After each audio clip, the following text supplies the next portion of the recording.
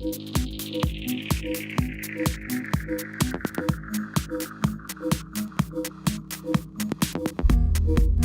firefighting inherently is dangerous anyways, so following proven training techniques, we train pretty rigorously throughout the year, weekly training, additional courses, and my responsibility is to make sure at the end of the day everybody goes home safe. Pretty much everything we do has some sort of a safety component involved with it, whether it's climbing ladders or going into burning buildings.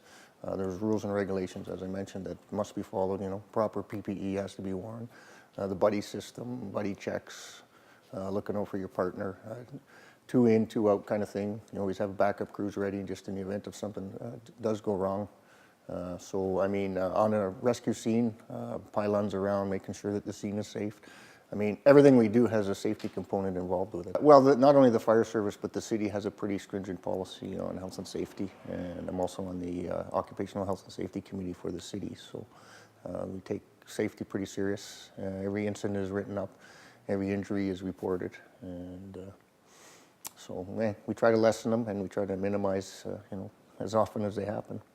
I can't expect the members to do things that I'm not prepared to do myself, and leading by example is one way to do that.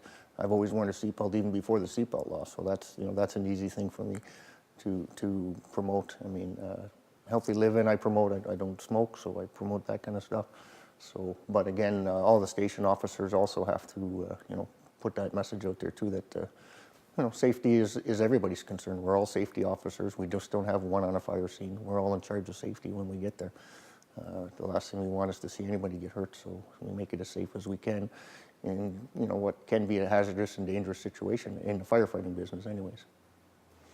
I guess the person that would ignore safety would be somebody who would think that it's never going to happen to me, and that's never a true statement. So if that's the approach they take, they're probably somebody you don't want on your work site anyways, so that would probably eliminate them from being hired, or maybe they would probably weed themselves out after time if they're continuously not following safety procedures.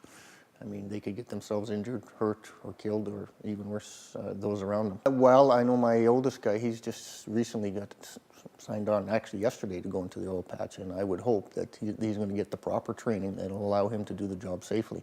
He has pretty much limited experience in the oil industry, so he's taken some online courses and he's going to get some indoctrination, but I know for me, sending him out into the oil patch area, I want to make sure that at the end of the day he's coming home every day. So I'm hoping the company he's going to will have a good safety policy and make sure that he's well trained before they put him into a situation that potentially could be harmful to him. Well, as a father, whenever I send either of my sons out into the workforce, I want to make sure that they're well trained and that safety is of utmost importance to the employer that they're going to work for. The last thing I want to do is get a phone call to say something's happened and to find out that there was a safety procedure not followed, or maybe they weren't aware of. So that's very important. You only got one life and you want to treat it well.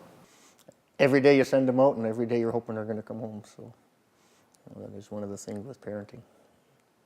You hope you've given them the skill set to go out and work hard and have a safe workplace to go to. So it's important.